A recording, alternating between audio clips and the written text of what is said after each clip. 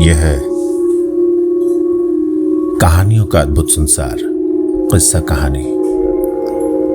मैं हूं मंजीत ठाकुर और आज आपको टाइम मशीन में लिए चल रहा हूं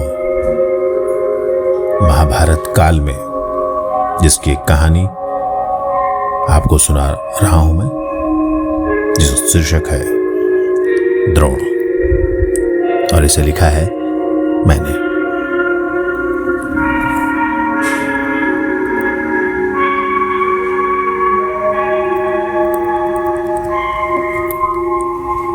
चारों तरफ जिधर देखिए पताके लहरा रहे हैं, मारो काटो आक्रमण की आवाजें गूंज रही हैं। कहीं तलवारें टकराने से छनाक की आवाज है, तो कहीं ढाल पर परशु के टकराने की। बाणों की सनसनाहट हवा की साएं साएं को भी मात दे रही है। धनुष की डोरी की छनछनाहट से कायरों के दिल हिल रहे हैं। हाथियों की चिंगाड़, घोड़ों की हिनहिनाहट, रथों के पहियों की आवाज, मार काट। नगाड़े गड़गड़ा रहे हैं, कहीं से तुरही की आवाज आ रही है तो कहीं से कोई शंख फूंक रहा है।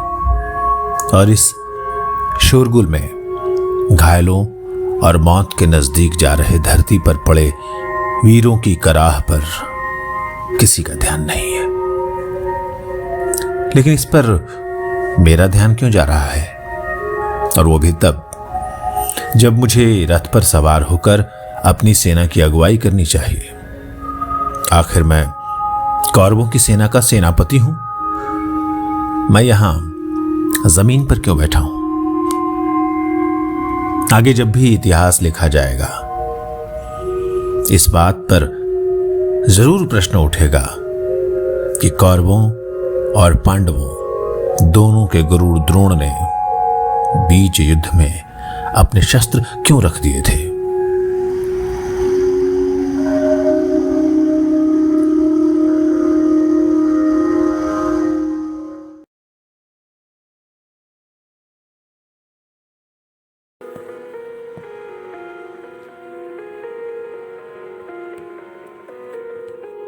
रुको जरा, सांस लेने तो मुझे। मैं बूढ़ा हो गया हूं। तीर चलाते समय शायद मेरी बाहों में तनिक भी थकान न हो, लेकिन बातें करते समय मेरी सांसें फूलने लगती हैं।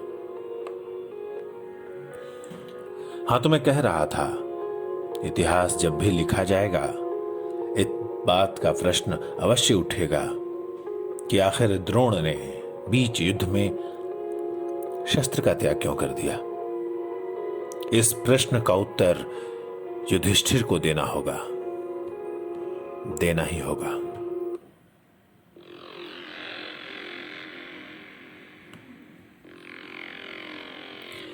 युधिष्ठिर ने ही तो मेरे सामने आकर मेरे लाडले बेटे अश्वत्थामा के मरने की घोषणा की है। युधिष्ठिर की बात पर मैं आज तक आंख मूंद कर भरोसा करता आया हूं। जब मैंने युधिष्ठिर ही नहीं, तमाम राजकुमारों को शस्त्र विद्या का ज्ञान देना शुरू किया था, तब से ही अर्जुन मेरी महत्वाकांक्षा को पूरा करने की उम्मीद बना। तो युधिष्ठिर मेरे लिए सत्य का प्रतीक बन गया था। मुझे पता है वो धर्म के विरुद्ध कोई काम नहीं कर सकता। वो कभी झूठ नहीं बोल सकता।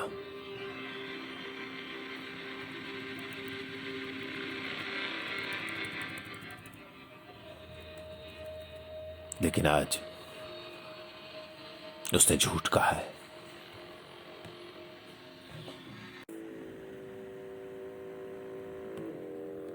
मुझे पता है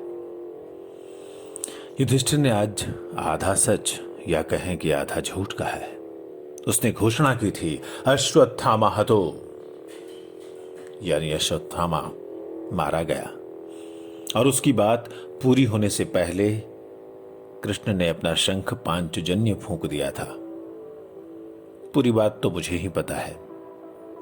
उसने नरो वा कुंजरो वा भी कहा था, यानी शायद हाथी या कोई मनुष्य। युधिष्ठिर ने जो आधा सच कहा,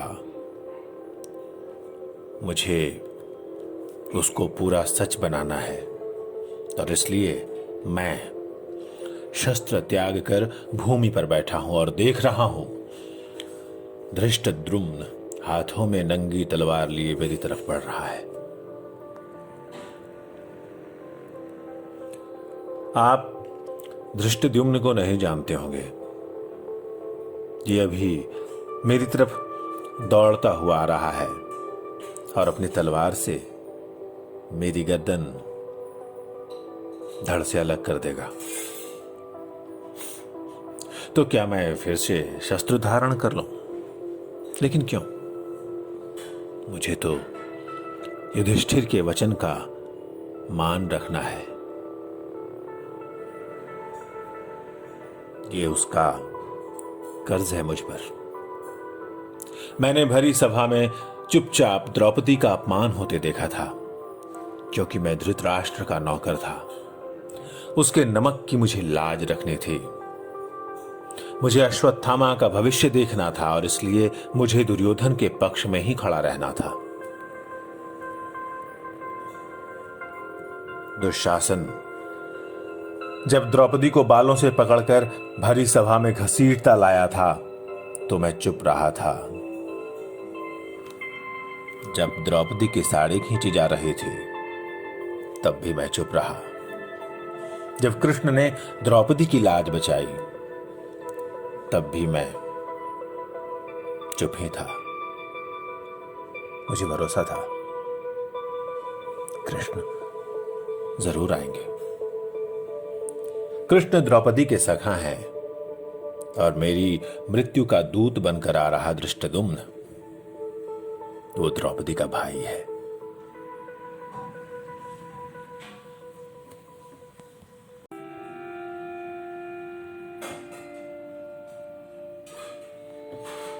पांचाल के राजा द्रुपद की दोनों संतानों धृष्टद्युम्न और द्रौपदी का जन्म यज्ञ से हुआ है, और धृष्टद्युम्न तो पैदा ही हुआ है मेरी मृत्यु के लिए। ओह द्रुपद, हम दोनों कितने गहरे मित्र थे। हम दोनों की दोस्ती के उदाहरण दिए जाते थे गुरुकुल में। मैं कैसे इतना आगे निकल गया था। इसी अश्वत्थामा के लिए ही तो, जिसके नाम का सहारा लेकर छलिया कृष्ण ने मेरे लिए मृत्यु की रेखा खींच दी है। लेकिन मैं भी क्या कम दोषी हूं। अभी मैं मृत्यु को अपनी तरफ आता देखकर उसकी प्रतीक्षा कर रहा हूं। कई साल हो गए ऐसे ही अपने आश्रम में खड़े होकर मैंने एक और इंतजार किया था, अपने छात्रों का। उस दिन की प्रतीक्षा खत्म ही नहीं हो रही थी। मैंने अपना दांव अर्जुन पर लगाया था। अर्जुन मेरा शिष्य ही नहीं, हथियार भी था। वो हथियार जो 17 साल के मेरे इंतजार को पूरा करने वाला था। 17 साल से मेरी हर रात बिस्तर पर बिछे कांटों के बीच गुजरी थी। पूजा, हवन, अभ्यास और शिक्षण के बीच हर पल मेरी आंखों के सामने एक चेहरा घूमता रहता था, द्रुपद का। द्रुपद मेरे बचपन का दोस्त था, और इस दोस्त ने भरे दरबार में मेरा अपमान किया था, और इस प्रतिशोध की आग ने मुझे क्या से क्या बना डाला। अपने स्वभाव के बिल्कुल उलट हस्तिनापुर आकर मैंने आश्रम बनाने का फैसला लिया। ये भी तो बदले की उसी आग की वजह से।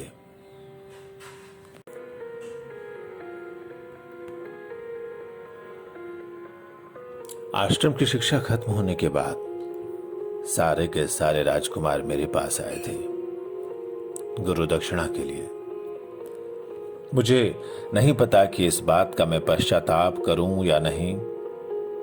मैंने वही मांगा था जिसका इंतजार मुझे पिछले 17 सालों से था, जिसके लिए मैं साधारण शिक्षक से राजकुल का नौकर बन गया, जिसे मैंने अपने जीवन का लक्ष्य मान लिया था। मैंने कहा था, मुझे द्रुपद का राज्य पांचाल चाहिए और द्रुपद चाहिए जीवित, बंधनों में जकड़ा हुआ।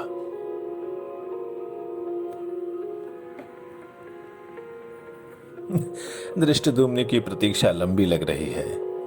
एक एक पल एक एक युग की तरह लग रहा है। मुझे पता है कि मेरे ही शिष्य महाबली भीम ने अश्वत्थामा नाम के हाथी को एक ही गदा प्रहार से मार डाला है। यही तो है युधिष्ठिर का अर्ध सत्य। मैं चाहूं तो अभी उठ खड़ा हूं। पूरी पांडवों की सेना में मेरा सामना सिर्फ अर्जुन कर सकता है, वही अर्जुन जिसे मैंने अपने पुत्र अश्वत्थामा से भी अधिक विद्या सिखाई। लेकिन उस विद्या के बदले तो मैंने दक्षिणा मांग ही ली थी। मैंने राजकुमारों से द्रुपद को बांध लाने और उसके राज्य की दक्षिणा मांगी थी। मैं जानता था मेरे सिखाए हुए कौरव पांडव वीर द्रुपद को धूल चटा देंगे। खासकर मेरा अर्जुन, उसके सामने पृथ्वी पर किसी का टिकना असंभव है। सेना सजाकर सारे राजकुमार काम्पिल्य के लिए कूच कर गए थे। काम्पिल्य यानी पांचालों की राजधानी, जहां का राजा था द्रुपद। मेरे लिए आश्रम में उस प्रतीक्षा का एक एक क्षण युग जैसा था। मुझे हर चीज की प्रतीक्षा क्यों करनी होती है? क्या यही मेरे भाग्य में विधाता का लिखा है? पहले अपने लिए एक आश्रम की प्रतीक्षा, फिर संपत्ति की प्रतीक्षा, फिर प्रतिशोध लेने के लिए 17 साल की प्रतीक्षा, और अब उस काल की जो मुझे इस लोक से कहीं और ले जाएगा। उस समय अपने छात्रों की प्रतीक्षा करते हुए मैं सिर्फ यही गिनता रहा कि हस्तिनापुर से काम्पिल्य तक जाने, काम्पिल्य को धूल में मिलाने और द्रुपद को बांधकर मेरे सामने लापटकने में कितना समय लगेगा। आपको क्या लगता है, मैं यानी द्रोण हमेशा से ऐसा ही था, प्रतिशोध पर उतारू रहने वाला गुस्सैल ब्राह्मण? नहीं। शिक्षा पूरी होने के बाद मैंने आदर्श जीवन चुनने की कोशिश की थी। किसी राजा का चाकर बनकर गर्दन पर रखे पैर को चूमने की बजाय एक स्वतंत्र वैज्ञानिक बनने की कोशिश। मेरी माली हालत ऐसी नहीं थी कि मैं अपना आश्रम खड़ा कर पाता। आदर्श गुरु बनने की राह में मेरे घर फाका कशी की नौबत आ गई। फाका कशी भी ऐसी कि 3 साल के बेटे अश्वत्थामा ने दूध पीने की जिद की तो पत्नी कृपि को मजबूरन उसे आटे का घोल बनाकर देना पड़ा था। दीनहीन द्रोण के घर दूध कहां? अश्वत्थामा लाख बच्चा था, लेकिन आटे के घोल और दूध का फर्क तो जानता था। दूध के लिए कलपते हुए अश्वत्थामा को देखकर मेरा दिल चाक चाक हो गया। कितना बुरा वक्त काटा था मैंने, भयानक।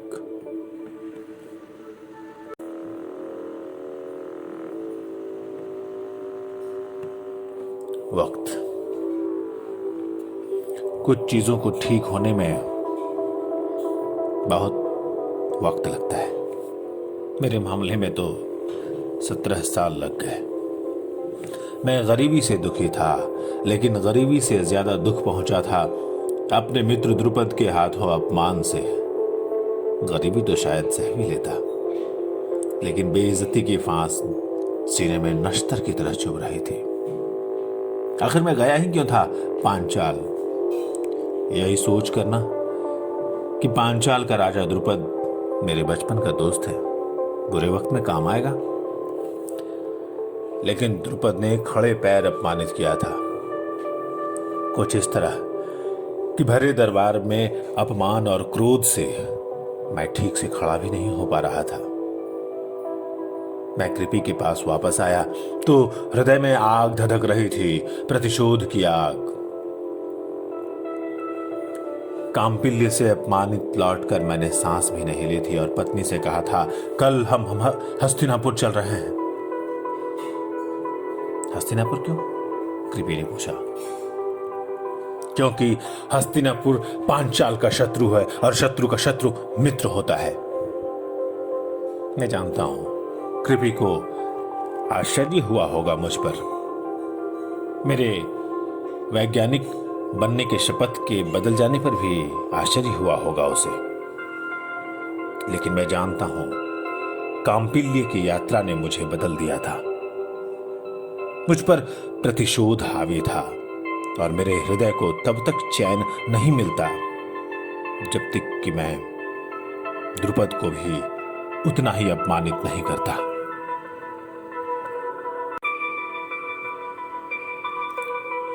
कृपी ने घर में जो भी समेटने लायक सामान था समेट लिया और 3 लोगों का हमारा कुनबा निकल पड़ा था हस्तिनापुर की ओर।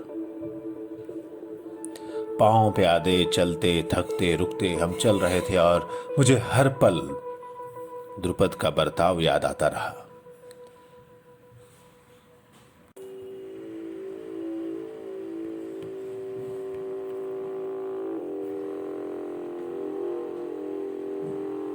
कैसे व्यंग भरी आवाज में कहा था द्रुपद ने, द्रोण, मित्रता समान लोगों में होती है।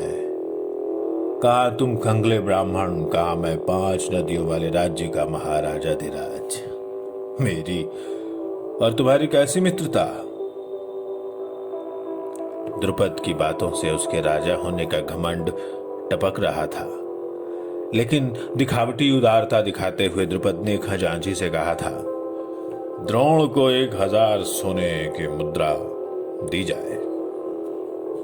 गुस्से से मेरे तन बदन में आग लग गई थी। मैंने सारी शक्ति इकट्ठा करके कहा था, रहने दो द्रुपद, तुमसे मिलने तुम्हारा मित्र आया था, भिखारी नहीं। मैं अपना आत्मसम्मान गिरवी रखकर कांपिल्य तक तो आया था, लेकिन मुझे इतना गिरना मंजूर नहीं, चाहे अश्वत्थामा भूख से मर ही क्यों न जाए। कलेजे पर पत्थर रखकर मैं घर लौट आया था।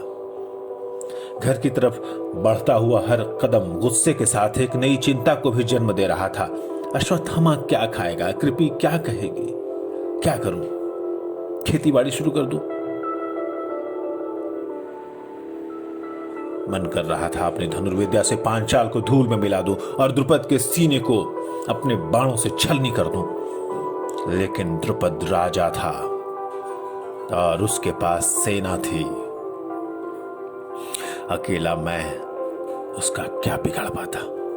मेरा हर कदम मेरे मन में द्रुपद के लिए दुश्मनी और घृणा को और गहरा कर रहा था। छोड़ूंगा नहीं।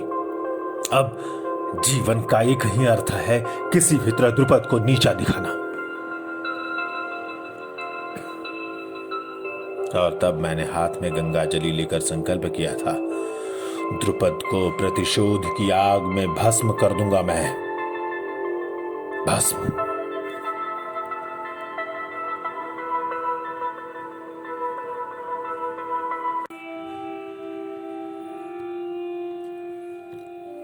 हम हस्तिनापुर पहुंचे थे तो कृपी यानी मेरी पत्नी के भाई कृपाचार्य खुश हो उठे थे।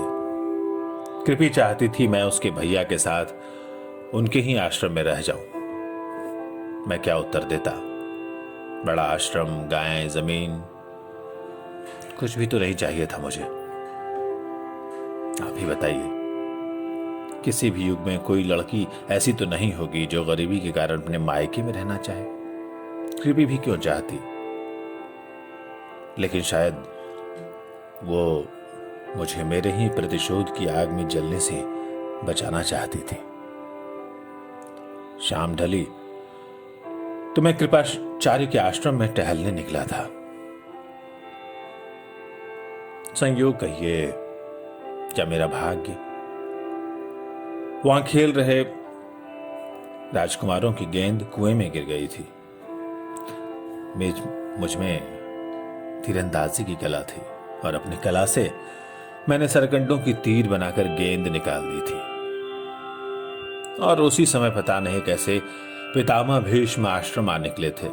शायद मैं अपनी कला का प्रदर्शन ही इसलिए करना चाहता था कि हस्तिनापुर के राजकुल का कोई इसे देख ले। पितामह का आना और बिल्कुल सही वक्त पर आना मेरे समय के बदलने का संकेत था। भीष्म ने उसी क्षण हस्तिनापुर के राजकुमारों का गुरु नियुक्त कर दिया था मुझे। मैं पहले द्रोण था और अब मैं बन गया था गुरु द्रोण।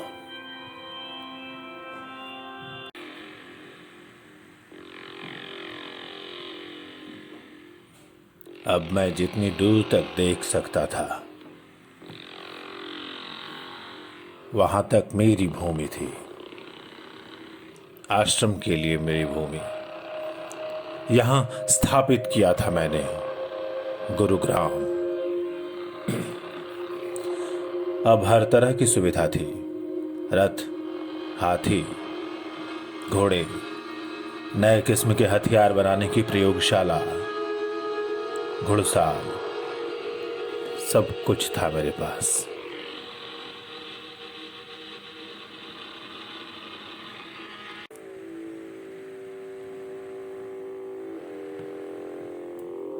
लेकिन मेरे पास चैन नहीं था।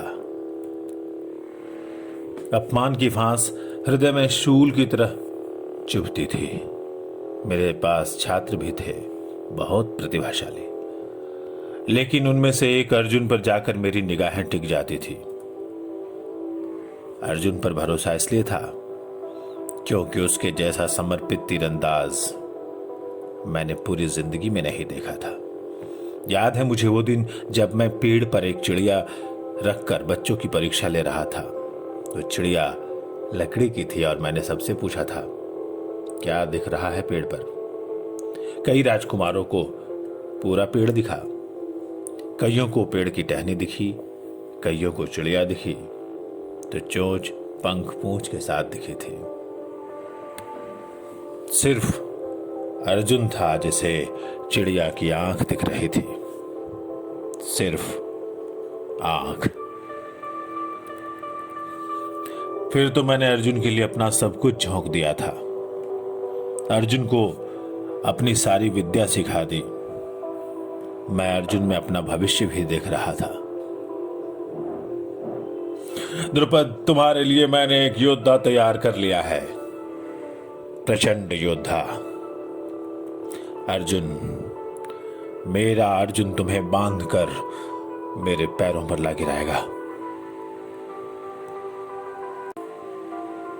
मैं जानता हूं समय सबका न्याय करता है। मेरा भी न्याय यही है कि मैं धृष्टद्युम्न के सामने निहत्था मारा जाऊं। मैंने अपने इस प्रतिशोध की आग में कई अन्याय किए, कई अन्याय। मेरा एक छात्र एकलव्य भी था, वो बनवासी लड़का जो मेरे प्यारे छात्र अर्जुन से कहीं अधिक प्रतिभाशाली था।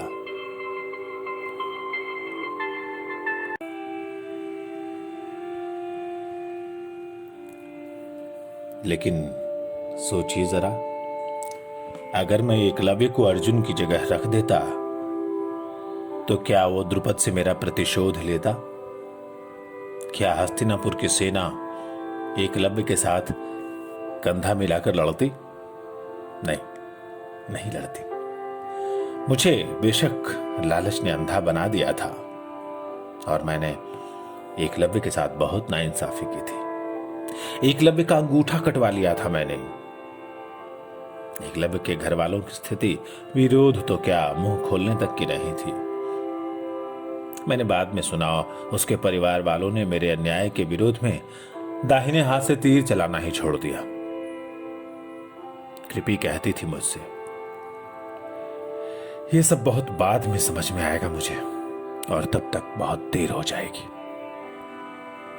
मैं जानता हूं इतना सब बताते हुए मेरी सांसें उखड़ रही हैं, लेकिन मृत्यु से पहले हृदय के बोझ को कम कर लेना चाहता हूं। अर्जुन द्रुपद को बांध कर लाएगा, उसके बाद मैं क्या करूंगा, इसकी पूरी तैयारी की थी मैंने। उसने अपने दरबार में अपने लोगों के बीच मेरा अपमान किया था। मैं उसका अपमान सबके सामने करना चाहता था। अर्जुन द्रुपद को बांध कर लाया था मेरे सामने। कुछ देर तक तो मैं अपने उस शत्रु को बस देखता रह गया था। यही था वो जिसने मुझे कंगला देखकर भरी सभा में कहकहे लगाए थे।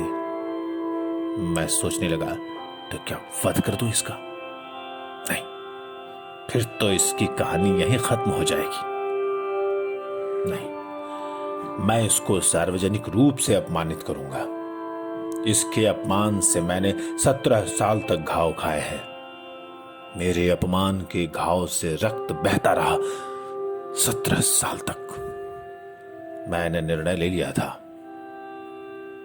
मैंने द्रुपद को मुक्त कर दिया।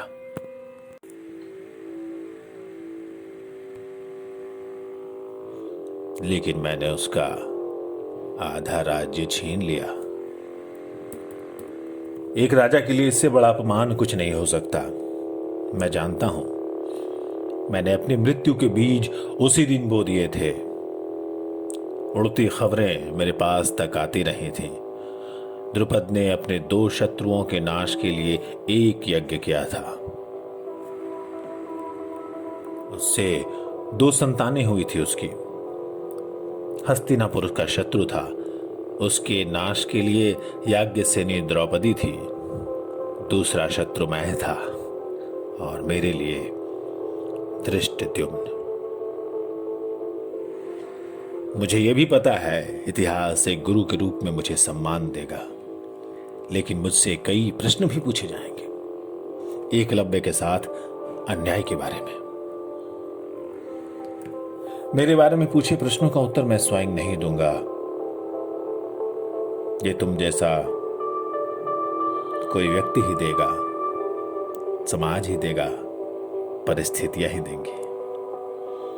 अभी मैं तो बस मृत्यु को अपनी तरफ चीखता हुआ, बढ़ता हुआ देख रहा हूं।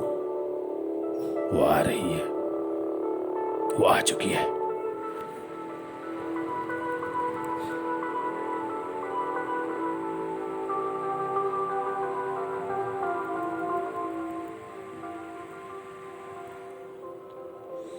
अभी आप सुन रहे थे मेरी आवाज, यानी मंजीत ठाकुर की आवाज, और ये कहानी थी जिसका शीर्षक था द्रोण, और इसे लिखा था मैंने। अगर आपको ये कहानी पसंद आई हो तो आप किस्सा कहानी को सब्सक्राइब जरूर करें। नमस्कार।